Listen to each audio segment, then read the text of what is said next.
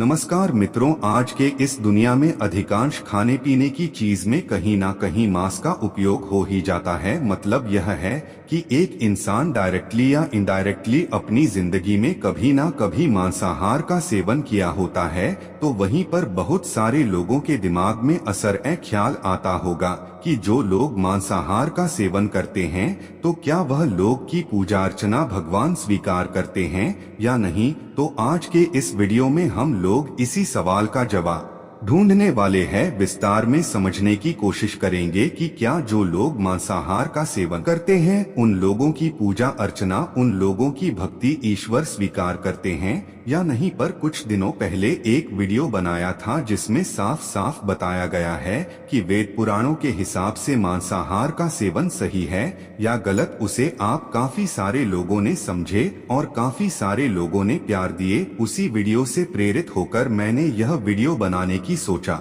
मैं इसमें आपको डिटेल में बताऊंगा कि अगर कोई भगवान पूजा अर्चना को स्वीकार करते हैं मांसाहारी लोगों की तो क्यों करते हैं और नहीं करते तो क्यों नहीं करते हैं।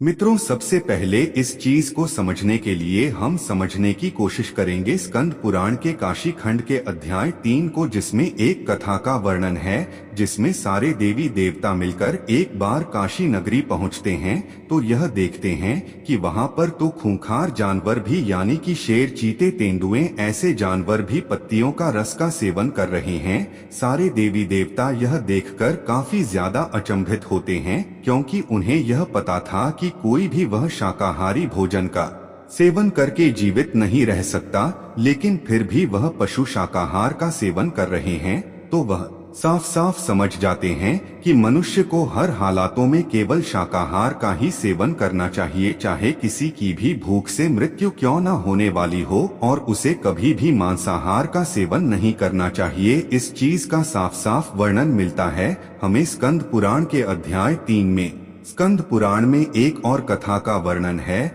जिसमें साफ साफ समझ में आता है कि भगवान शिव कभी भी किसी भी ऐसे मनुष्य की भक्ति को, पूजा अर्चना को स्वीकार नहीं करते हैं, क्योंकि अपने स्वाद के लिए किसी भी पशु पक्षी या किसी भी जीव जंतु को हानि पहुंचाकर खुद का पेट भरता है, उनकी बलि चढ़ाता है। वहीं पर अगर हम लोग वराह पुराण को समझने की कोशिश करें तो भगवान विष्णु के अवतार हैं भगवान वराह। वह माता पृथ्वी के पूछने पर यह साफ साफ बता देते हैं कि जो कोई भी इंसान मांसाहार का सेवन करेगा मुझे उसकी भक्ति कभी भी स्वीकार्य नहीं होगी। वह चाहे कितनी भी मन से मेरी पूजा अर्चना कर ले, उसे उस पूजा अर्चना का फल कभी प्राप्त नहीं होगा। मांसाहार का सेवन करना पृथ्वी में सबसे बड़ा पाप होगा। यह साफ साफ भगवान वराह ने माता पृथ्वी को वराह पुराण में कहा है।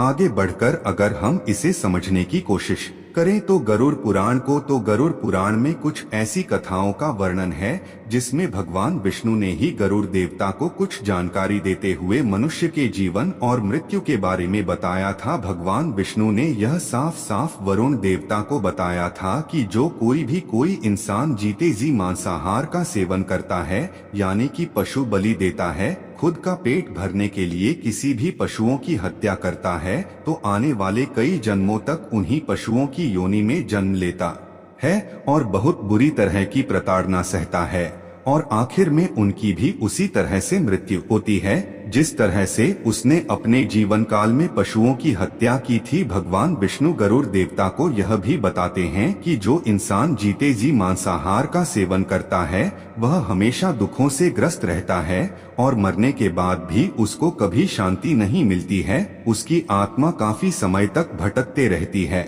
और जो इंसान जीते जी कभी भी मांसाहार का सेवन जानबूझकर नहीं करता है वह इंसान हमेशा सुख और शांति के साथ अपना जीवन व्यतीत करता है और साथ ही साथ मृत्यु होने के बाद भी उसे किसी तरह का कष्ट नहीं झेलना पड़ता है। तो हमारी हिंदू संस्कृति में जितने भी उपनिषद है उनका सार माना गया है श्रीमद् भगवत को। श्रीमद् भागवत में भगवान श्री कृष्ण ने हमारे भोजन को 3 तरीकों में डिवाइड किया है, मतलब 3 पार्ट्स में डिवाइड किया है। इससे पहला होता है सात्विक, दूसरा होता है तामसिक और तीसरा होता है राजसी। जो लोग सात्विक भोजन का सेवन करते हैं वे लोग हमेशा स्वस्थ रहते हैं उन्हें ज्यादा लंबी आयु मिलती है, उन्हें ज्यादा कष्ट नहीं होता है, उनकी बुद्धि क्षीण नहीं होती है। वह लोग हमेशा अपनी जिंदगी सुख शांति के साथ व्यतीत करते हैं। लेकिन वहीं पर जो लोग तामसिक भोजन का सेवन करते हैं, वह लोगों का स्वास्थ्य कभी अच्छा नहीं होता है। वह लोग हमेशा बीमारी से ग्रसित हो जाते हैं। जब उनकी उम्र बढ़ती है, उनकी बुद्धि समय के साथ क्षीण होने लगती है और वह लोग बहुत ही गुस्सैल प्रवृत्ति वाले बन जाते हैं। और जब गुस्सैल प्रवृत्ति वाले बन जाते हैं तो वह क्रोध में आकर कई बार तरह तरह के बुरे काम कर जाते हैं। और बुरे काम करने वाला इंसान जितनी भी मेरी भक्ति करेगा, मैं उसकी भक्ति को कभी स्वीकार नहीं करूँगा। यह साफ साफ भगवान श्री कृष्ण कहते हैं। भगवान श्री कृष्ण ने गीता में कभी भी किसी चीज को लेकर पाबंदी नहीं लगाई। भगवान श्री कृष्ण ने गीता में कभी नहीं बताया है कि क्या खाना सही है, क्या खाना गलत है, बल्कि भगवान श्री कृष्ण ने किसी भी तरह के भोजन का सेवन करने से होने वाली सिचुएशंस का वर्णन किया है। मित्रों, हमारे वेदों को लेकर काफी लोगों के दिमाग में कंफ्यूजन रहता है कि वेदों में तो पशु बलि को बिल्कुल भी गलत नहीं कहा गया है। पुराने समय में पशु बलि होती थी और इसमें कुछ गलत नहीं था। तो मित्रों, मैं आप लोगों को बता दूं कि हमारे वेदों के हिसाब से पशु बलि एक बहुत ही गलत चीज, एक बहुत बड़ा पाप माना गया है। जिन्हें कम जानकारी होती है वेदों के बारे में, वही लोग यह बात कहते हैं या फिर वही लोग यह बात समझाने की कोशिश करते हैं। अगर आप लोग यजुर्वेद को ठीक तरह से समझने की कोशिश करें तो यजुर्वेद में यह साफ कहा गया है, जिस प्रकार से एक मनुष्य दूसरे मनुष्य को आदर देता है, उसका सम्मान करता है, उसकी जरूरत पड़ने पर सेवा करता है, उसी प्रकार से उस मनुष्य को जीव जंतुओं की भी सेवा करनी चाहिए। उनका भी उतना ही आदर करना चाहिए जितना आदर दुनिया में मौजूद दूसरे इंसान का करता है, जितना आदर वह परमात्मा का करता है। बात आती है अथर्ववेद की, तो अथर्ववेद में साफ कहा गया है कि इंसानों को भोजन के लिए हमेशा गेहूं, चावल, दाल जैसे आहारों का सेवन करना चाहिए। जो मांसाहार होता है वह केवल राक्षसों के लिए और जानवरों के लिए बनाया गया है। और जो कोई भी मनुष्य जीते जी मांसाहार का सेवन करता है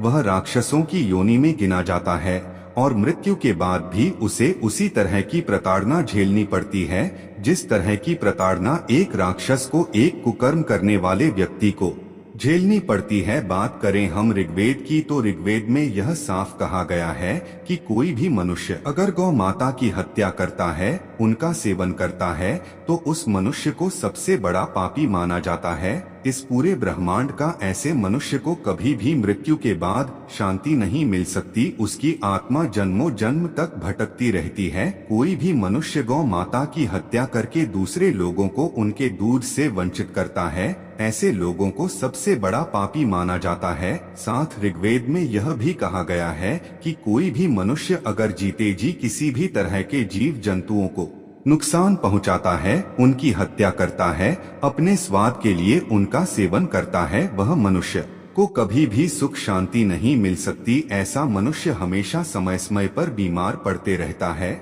और कभी भी स्वस्थ नहीं रहता है। मित्रों, देखिए, आप लोग चाहे मांसाहार का सेवन करते हो या ना करते हो, मैं कभी किसी को यह नहीं कहूँगा कि मांसाहार का सेवन आप लोगों को नहीं करना चाहिए, बल्कि मैंने बहुत सारे लोगों की डांट से वह क्लियर करने के अपने वीडियो में कोशिश किया हूँ। कुछ ग्रंथों से, कुछ वेदों से कुछ महत्वपूर्ण जानकारी उठाकर आप लोगों तक पहुँचाने की कोशिश किया हूँ।